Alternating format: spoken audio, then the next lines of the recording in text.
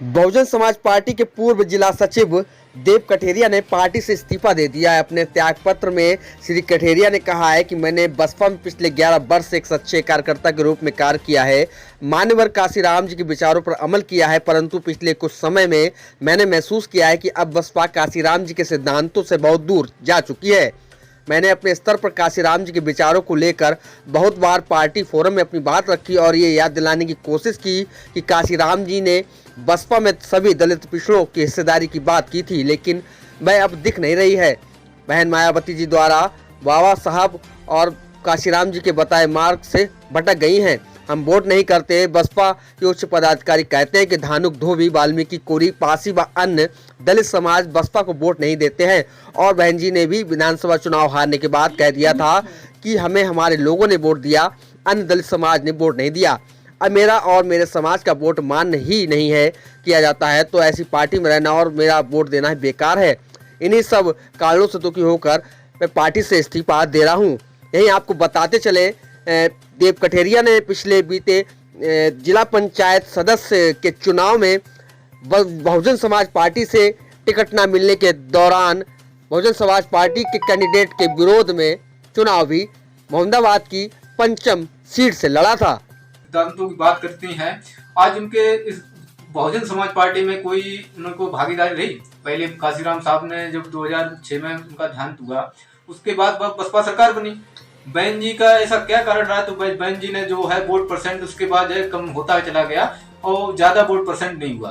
क्यों? उन्होंने बहन जी ने किसी को भी अपने हिस्सेदारी नहीं दी।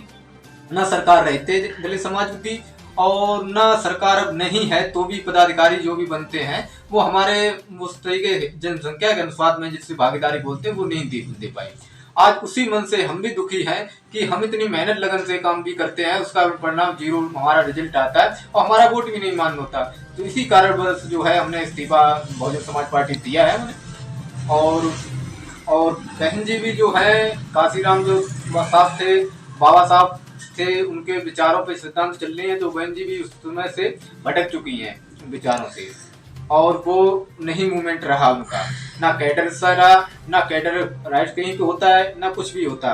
उनको सीधा सीधा वहां से ट्वीट करना होता और कुछ नहीं। बड़े भाई, आपकी आगे की क्या रणनीति है? आप क्या दूसरी पार्टी में जाना चाहते हैं? पार्टी में तो भी नहीं खैर जाना चाहते किसी में, और आगे की हम राजनीति करते हैं तो हम ज्यादातर सामाजिक भी काम रहे हैं। तो हमारे जो सामाजिक लोग हैं, हमारी विचारधारा से जो लोग हैं, जो पार्टी विचारधारा से जो लोग हैं, जो पार्टी में भी हमारे लोग उसमें जुड़े हैं, जो हमसे प्रभावित हैं, तो उनसे भी हम सलाह मशवरा, हमने सबसे फोन से भी बात की, वैसे भी की। उन्होंने भाई तुम जब हमारे कहीं पे हिस्सेदारी नहीं बात होती है, हमारी कहीं भी वो मान सम्मान नहीं होता, तो हम ऐसी पार्टी में रहेंगे नहीं। तो आगे भी जो है हम उनसे सबसे बैठ के विचार बनाएंगे कि हम कहाँ कौन से दल में जाएं।